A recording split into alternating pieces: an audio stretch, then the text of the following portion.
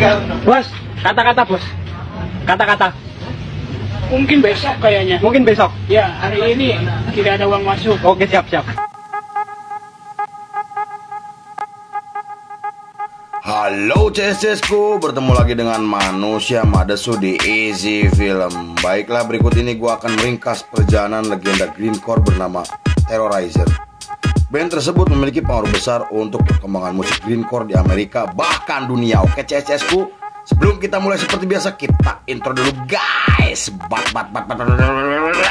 Manakah kita mencari manusia, membotakkan mata, mengosongkan jiwa. Saya kesunyian, tak lagi kau dengar. Inilah saatnya kau melihatnya. Ikutlah bersamaku, berjalan bersamaku, dengan apa membara, dengan asap bermakna. Marilah harapan jadi kenyataan. Marilah harapan jadi kenyataan. We're gonna revolt, and all the truth. We're gonna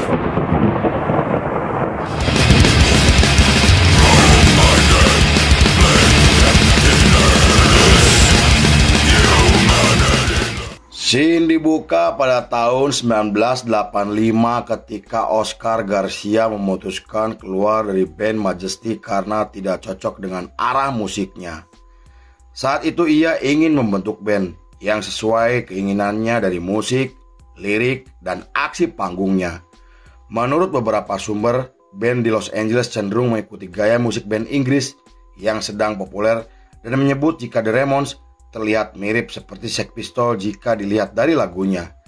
Karena hal itu, ia ingin membentuk band yang berbeda karena terinspirasi dari musik Discharge. Beberapa hari kemudian ketika Garcia menghadiri acara komunitas, ia bertemu dan berkenalan dengan seorang gitaris bernama Jesse Pintado. Pertemuan tersebut membuat pertemanan mereka semakin akrab hingga terlihat nongkrong bersama. Kemudian Garcia mengajak Jesse untuk mendirikan band yang ia anggap akan menggemparkan skena musik Amerika. Meski sempat ragu, namun Jesse menerima tawaran tersebut setelah melihat penampilan Slayer dan Celtic Frost untuk pertama kalinya. Kemudian Jesse merekrut Alfred Estrada dan seorang drummer bernama Fish.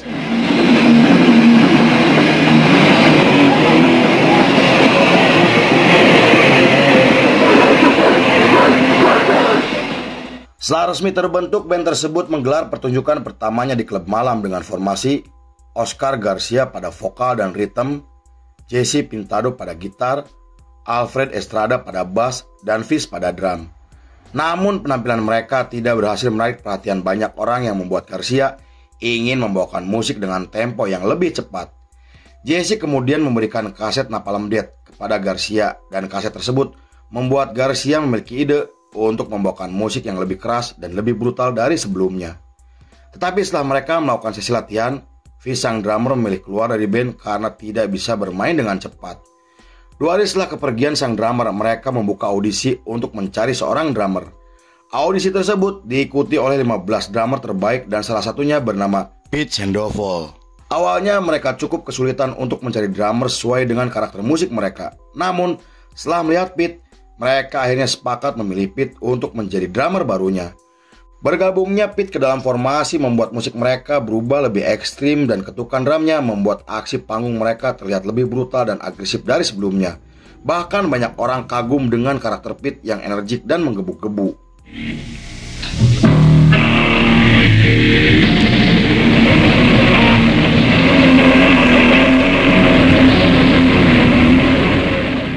Pada tahun 1986, Garcia memutuskan mengganti nama bandnya agar terdengar kejam dan lebih mengerikan. Namun karena nama tersebut telah digunakan oleh band lain, Garcia kemudian menggunakan nama Terrorizer, dan menurut beberapa sumber, nama tersebut terinspirasi dari kejadian kelompok teroris pada tahun 70-an ketika 4 pria Afghanistan menculik dan membunuh duta besar Amerika demi membebaskan tokoh agama yang ditahan oleh pemerintahan. Meski begitu, asal-usul nama Terrorizer masih diperdebatkan karena Garcia sendiri tidak pernah mengatakan apapun terkait nama tersebut. Pada tahun 1987 mereka menulis lagu sendiri dan terus menggelar pertunjukan di Los Angeles, Amerika. Kemunculan mereka langsung menarik perhatian banyak orang karena membawakan musik grindcore yang asing di periode tersebut. Mereka terus menggelar pertunjukan di acara komunitas meski tidak dibayar dan memilih menjadi band anti kapitalis, anti kemapanan, dan anti otoriter.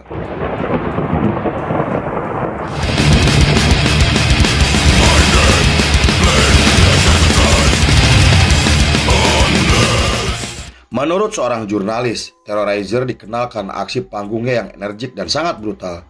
Mereka membawakan musik yang terinspirasi dari thrashcore, thrash punk, hardcore punk, dan extreme metal.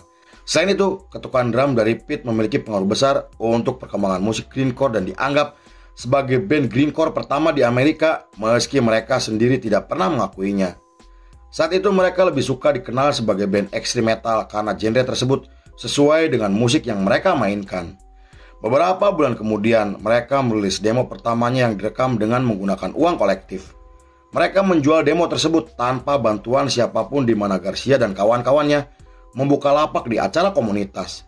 Para pedagang kaset juga sampai memproduksi ulang hingga mengedarkan demo tersebut ke beberapa negara seperti Inggris, Jerman, dan Kanada. Karena hal itu nama mereka mulai dikenal oleh banyak orang hingga mendapatkan tawaran untuk tampil di festival musik besar. Tetapi mereka malah menolak tampil di acara komersial karena menurut mereka acara tersebut hanya akan menguntungkan promotor dan memilih tampil di acara komunitas meski hanya dibayar dengan seadanya.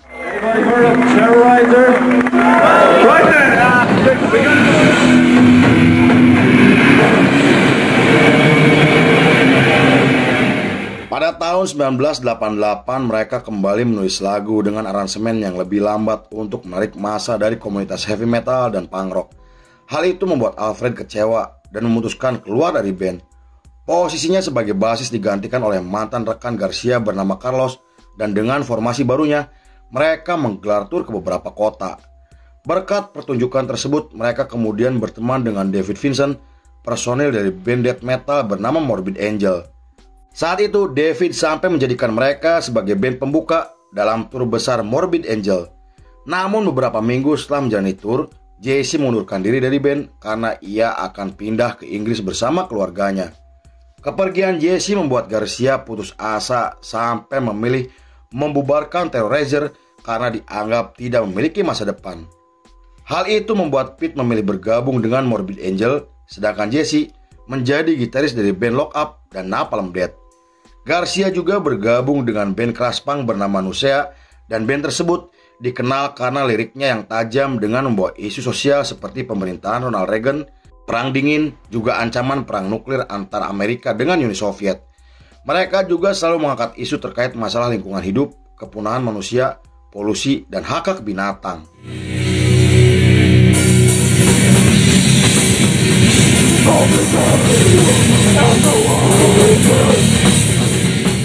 Pada tahun 1989, David Vincent menemui Digby Pearson, pemilik label rekaman yang cukup terkenal.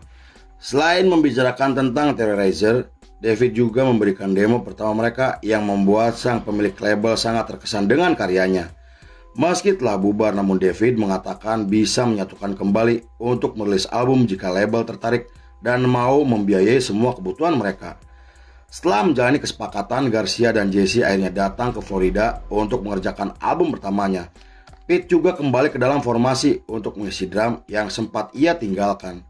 Namun karena saat itu mereka tidak memiliki basis, David kemudian membantu mereka selama menjalani sesi rekaman.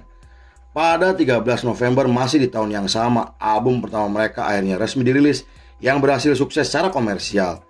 Album tersebut menerima banyak pujian kritis dari para kritikus musik hingga dianggap sebagai salah satu album grindcore paling berpengaruh sepanjang masa. Para jurnalis sampai menggambarkan album tersebut sebagai rilisan terbaik genre grindcore dan death metal karena memiliki dampak besar untuk komunitas metal di seluruh dunia. Mereka membawakan musik brutal dengan lirik yang kontroversial untuk mencerminkan ketidakpuasan dan kemarahan terhadap keadaan dunia. Tetapi mereka harus kembali bubar karena para personilnya mulai sibuk dengan bandnya masing-masing.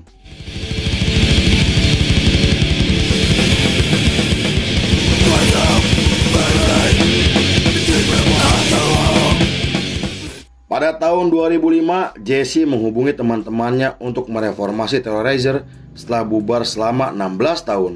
Saat itu Garcia menolak ajakan tersebut karena ia tidak bisa meninggalkan Osea yang telah membesarkan namanya. Meski begitu, Jesse tetap melanjutkan keinginannya dengan mengajak Pete dan merekrut basis bernama Tony Norman. Ia juga merekrut teman lamanya bernama Anthony untuk menggantikan Garcia sebagai vokalis. Pada tahun 2006 setelah merilis album keduanya, Jesse Pintado dinyatakan meninggal dunia karena gagal hati dan serangan jantung. Kematian Jesse membuat Garcia merasa bersalah karena mengabaikan ajakannya. Pete kemudian melanjutkan Terrorizer atas permintaan Jesse sebelum meninggal dunia, dan David Vincent akhirnya bergabung ke dalam formasi hingga merilis album ketiganya pada tahun 2012. Pada tahun 2014, Oscar Garcia diminta oleh adik perempuan mendiang Jesse untuk tampil di acara ulang tahun kakaknya yang ke-45 tahun. Setelah itu, Garcia mendirikan band proyek bernama Terrorizer LA atau TLA. Band tersebut dibentuk untuk mengenang kepergian Jesse yang telah ia anggap seperti saudaranya sendiri. Dan meski nama bandnya menimbulkan kebingungan, namun Garcia mengatakan jika Terrorizer LA sangat berbeda dengan Terrorizer. Let me introduce Jesse Pintado's sister. This is Emma Pintado. Thank you to my dad.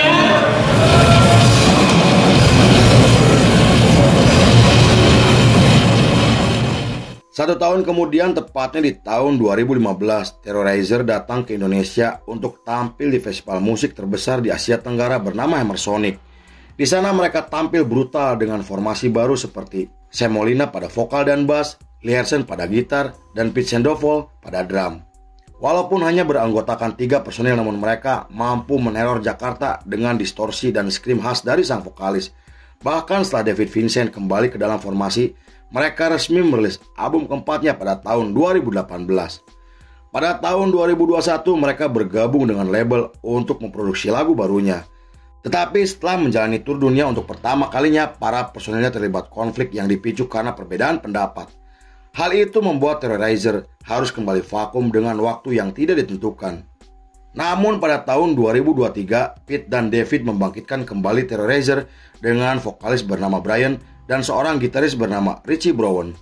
Formasi tersebut masih bertahan sampai hari ini dan berencana akan merilis album terbarunya. Di sisi lain, Terrorizer telah dianggap sebagai salah satu band grindcore dan death metal paling berpengaruh di dunia. Mereka telah mengubah wajah musik ekstrim menjadi lebih elegan dengan gaya mereka yang brutal dan inovatif. Mereka juga telah menginspirasi banyak band generasi berikutnya untuk mengeksplorasi musik dan artistik. Bahkan, mereka disebut sebagai ikon di komunitas musik ekstrim dengan karya mereka yang brutal dan sangat berbahaya. Lalu film pun selesai.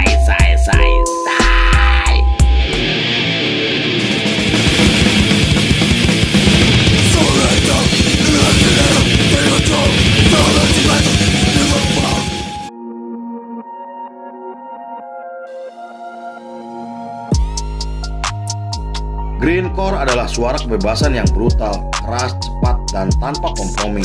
Dalam kebisingannya, kita menemukan kejujuran, dan ketukan cepatnya, kita menemukan semangat perjuangan. By Tukang Cuangki. Oke cecesku, terima kasih sudah menyaksikan ringkasan ini gak selesai. Saya beserta jajaran Berandal Malam kembali pamit undur diri, sampai jumpa di episode berikutnya. Bye-bye. Hampura by White CSku. Mobil.